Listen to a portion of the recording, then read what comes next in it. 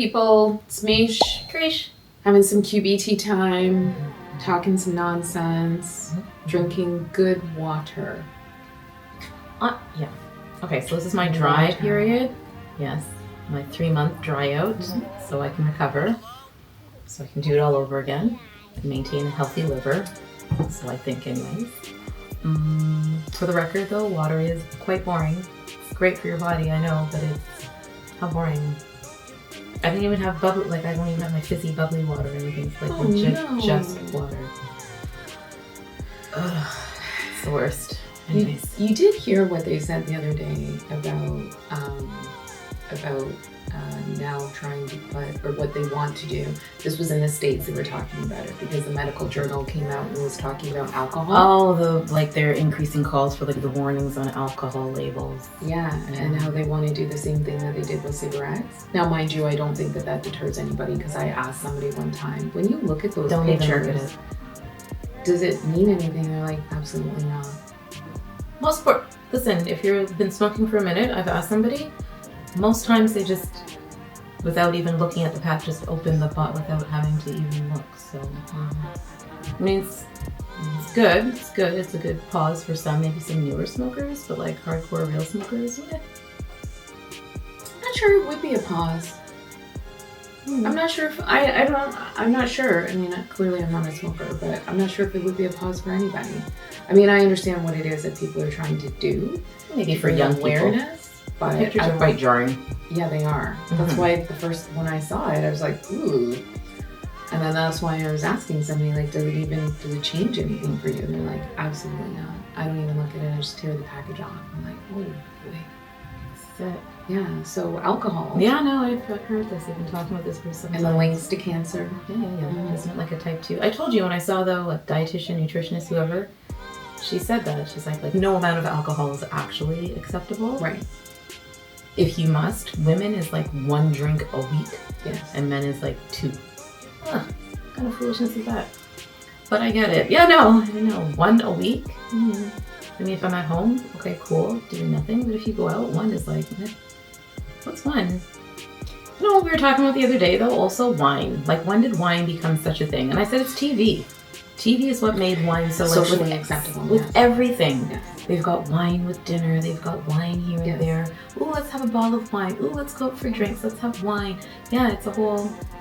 If you ever... Okay, so... And I know we've talked about this before. Big Bang. If you look at Big Bang and the amount of... And loves their wine. Yeah, they really do promote drinking. Because if you notice at the very beginning when the character Amy is first introduced, she is oblivious to the whole drinking thing. And then Penny sort of gets her into drinking, and then it becomes a habit for her as well, where she's always like, yeah, let's go out for a drink or let's have wine. It's very interesting. On any show, that's the solution. Had a bad day, bottle of wine. I know. Did it, pour me a glass of wine. Came home, yeah. Not good. It's not good. But even the shows back in the day, I'm like, I wish I worked back in the day where they're just in an office and there's a cart. There's a cart. They've got their whole spread of scotch and whiskey over there, and that's what you do after a big case or after a tough day. You go in that bottom drawer. Oh, what you got in the bottom drawer? To celebrate, to commiserate. Someone told me long ago that they used to do that at a company where, on a Friday, they had a drink cart, and they used to go around the office with the drink cart. I wish I worked in an office like that. I mean, there are some people that have it, but you're not supposed to. Yeah. It's not a good habit. It's not a good habit at all. But yes, I did think that was interesting, especially since this is a time where a lot of people decide to go dry. People like you. Yeah, it's my yearly commitment to self. Yeah. The only reason why I do the go dry is because December is my month of go hard in December. Really go hard. Yeah, let's do this. And then spring just kicks it back off again, and then we get into summer. Move back into winter. Yes. Yeah. This isn't necessarily ideal because it's a lot of birthday times. Well, that's a cute top. Thanks. I know. With all your body exposed at the side, showing off all yourself. Yeah, girl. Oh, yeah. Oh, okay. Excuse I. Oh, you didn't notice it before? I know. No, but also it's cold. Cute. I would never, not without a tank top. It's cold. I don't do cold. Even this, I'm like, ugh, who told me to put on 3/4 length sleeves, short sleeves? What? Oh my gosh, we're in the house. I understand that, and I'm not particularly cold, but it's just I could be warmer, and, you know. Yeah, I don't do cold. I don't do exposure. You know, it's like my season. Why? Because I get to wear what? Leg warmers. Greatest things ever. I love some leg warmers. This chick says to me the other day, yeah, we're meeting our friends for dinner. Yeah. And mind you, it was cold. It's bloody cold. Yeah, it was really cold that day. Mm-hmm. What were you wearing? You were wearing tights. Yeah. You were wearing tights. Yeah. And this chick has the nerve to turn around and ask me when she's at the door putting on her shoes, oh, should I put on a pair of leg warmers? Absolutely. What are you wearing leg warmers for to go out for dinner? We're literally walking from the parking lot into the restaurant. I think it's self-explanatory to warm my legs. And when we got in the car before it heated up, what did you say? Oh, I'm what? My legs are cold. If you had on leg warmers, your legs wouldn't be cold. I corrected you and I said, when I said that my legs were cold, I really meant my knees more were cold. I've got leg warmers that come all the way up to here. But I'm saying, if your legs were warm up to here, it radiates, and therefore your legs are warm. I love me. It's the only thing I like about like cold weather is leg warmers. I got gray, I got hot pink, I got purple, I got 2 different pairs of black. Yeah, I love me some leg warmers.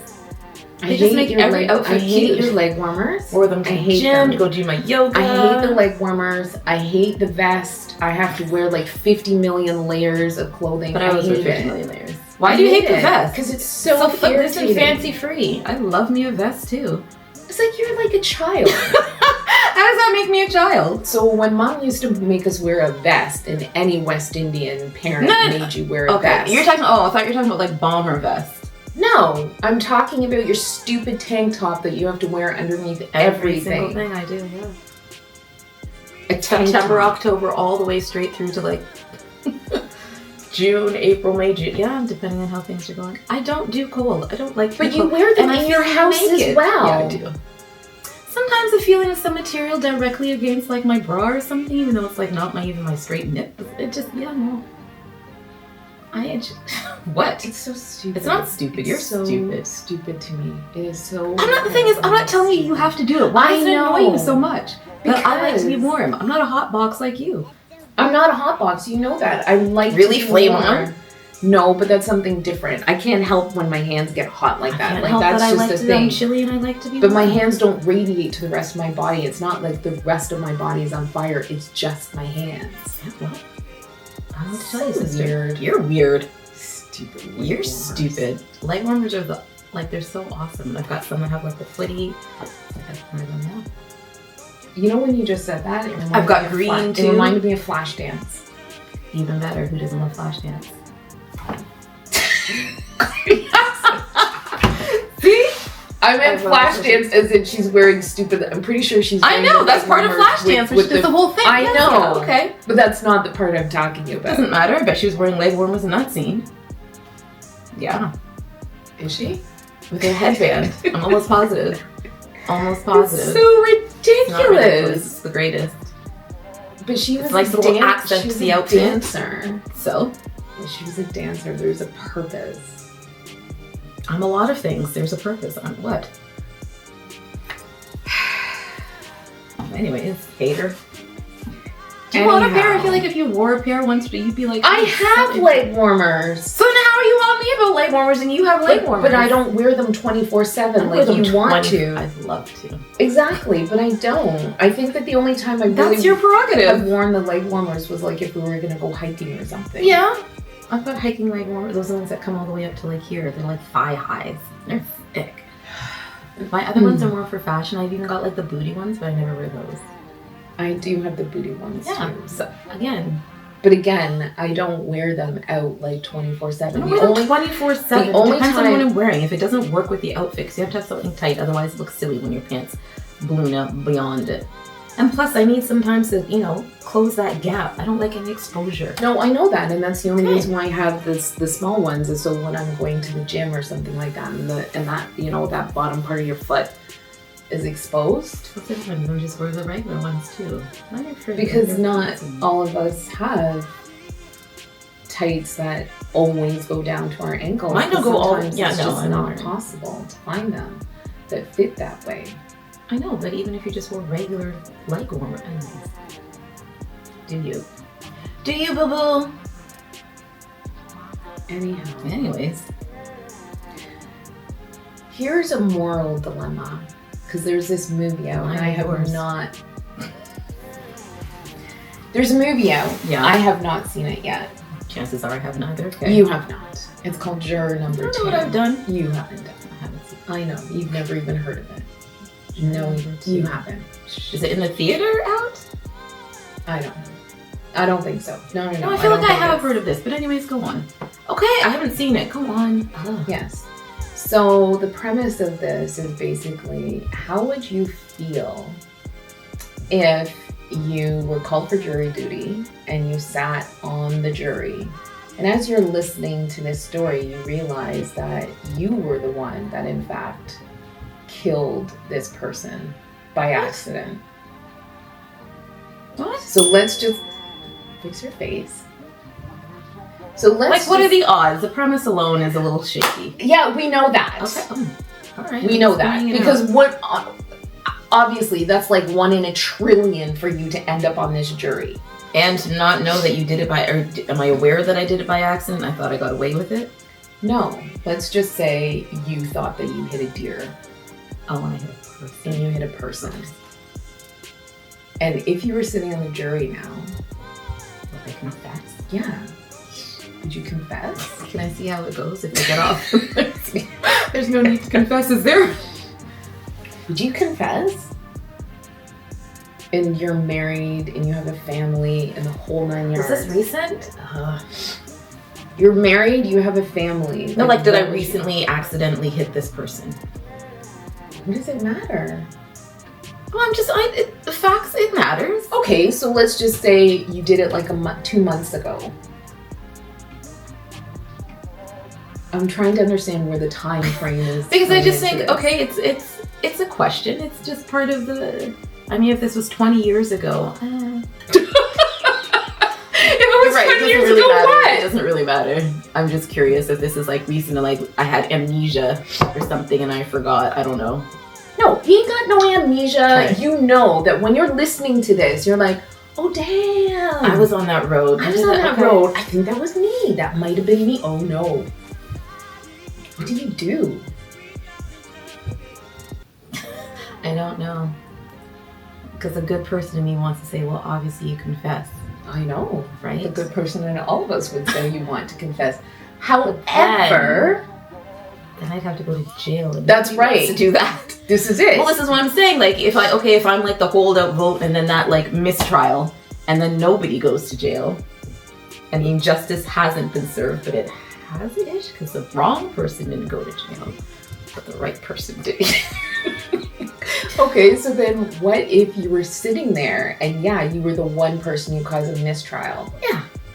And then what if they said, what if now, again, they went back and they retried I'm them? hoping now, that they go, well, now we don't have enough to convict, we're not going to try again. And but then what if they do try them again? Yeah. They find some technicality and they try them again, and now you're not on the jury, and you were the only person that was holding up this person getting convicted. So that would mean now that the person probably would get convicted. Are you alternate? You're no alternate. You're not involved in the second trial. Okay. I guess I'd have to write a note anonymously to start. I'm just saying, anonymously saying what? Saying what? Hi, Mr. Judge or Mrs. Judge. I'm so sorry, but I think you have the wrong person. Yeah, maybe provide a little rationale, but hope it doesn't lead back to me. But this is why they have a lawyer that would try and provide a rationale. Right, all they have to do is sow reasonable doubt, and it's Bob's your uncle. Okay, but again, at the first trial, if you were the only person that was the holdout, what are the chances of the second trial? Pretty high, pretty good, because now everyone's had a chance to craft appropriate responses and... You think so? And present a better case. Yeah. You think so? I hope so. Okay, so what are you going to do, Sister Soldier? Oh, I have no idea. Oh, okay, so... Because now that you have all this to lose, I would hope, like you say, you would hope that the good person in you You would hope the good person in you would say, I'm not going, I can't let somebody else take the fall for this. But then I also don't want to go to jail. I don't want to go to prison. I know, but this is what I'm asking. Like, do it like, okay, if they come back, oh, you waited like 20 years. Okay, what if I just wait 2 because I didn't know? Like, why didn't I know? That's really important. So it's like, I thought don't you know hit a the deer. deer. Okay, then that's like manslaughter because it was unintentional. Okay. And then you get a lesser sentence, and maybe the court expresses some leniency if you confess. So would you confess as soon as you sat there and you started listening to the trial and you're like, oh damn, oh shit, that was probably me? Are you then gonna say what? Are you gonna turn around then and put up your hand and say, I need to speak to the prosecution? You'll have to see the judge in chambers. No, retain your own lawyer. You need your own lawyer. Yeah. Let me consult my own lawyer and see what they say. Then I'll take the advice of so are you professional. gonna say it from the from jump? So as soon as the trial.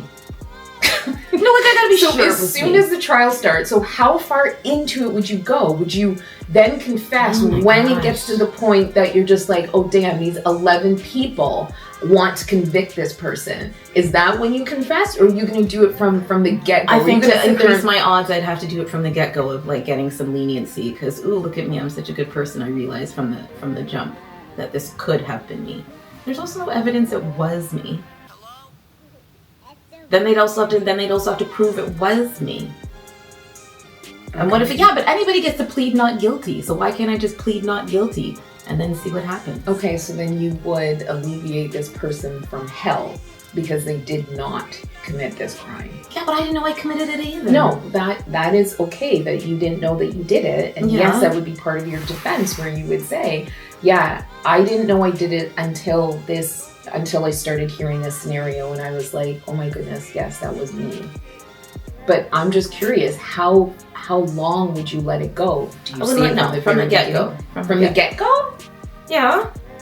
Really? But you can't sit there and listen to 3 weeks of a trial and deliberation and let it get that far and then turn around and go, okay, you know what? Oops, my bad. It was me. No, you got to say it from the jump. So you would say it from the jump, knowing that you're going to go to prison? I might not. Again, I then also get a trial.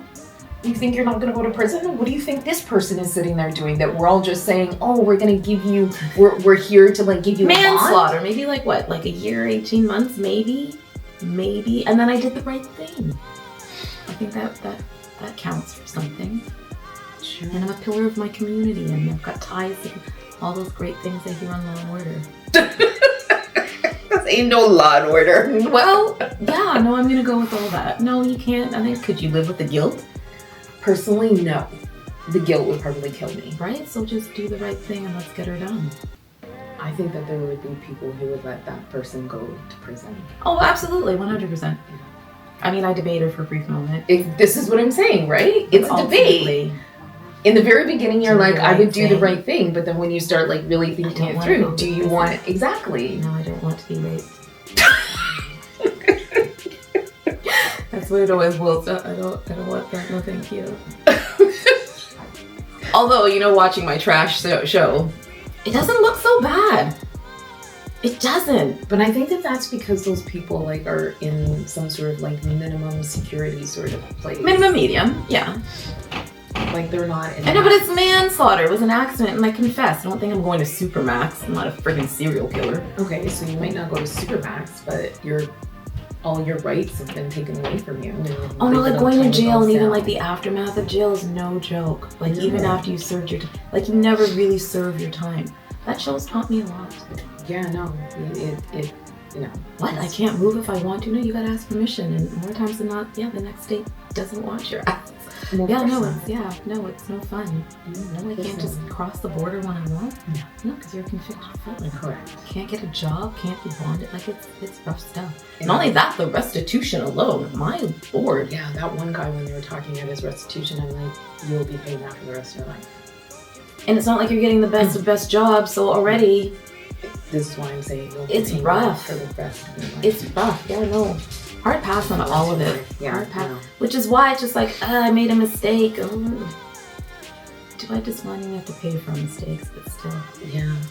That's a hard one, right? Yeah, it is. It is. It's a really You have to hard mull one. that over. Hi, sweet pea. No, oops, passing through. Passing through. Okay. All right. Yeah. Yeah. All right. Some food for thought. Yeah. I want to know where you stand. I'm curious what other people think. Yeah. Mm-hmm. That one's a tough one. It is. It is. All right. Good chat. Come on, Miche. Yeah. All right. Mm-hmm. Well, I think that's enough. yeah, because she's going to start playing with that toy. It's going to squeak and crinkle. Yep. Here we go. It sure is. Yeah, there she goes. There. Don't forget to like, subscribe. Let us know what you think. Very interesting. Mm-hmm. Mm-hmm. All right. All right. Okay. That's enough. Sure All right. is. Bye, Later, people. peeps.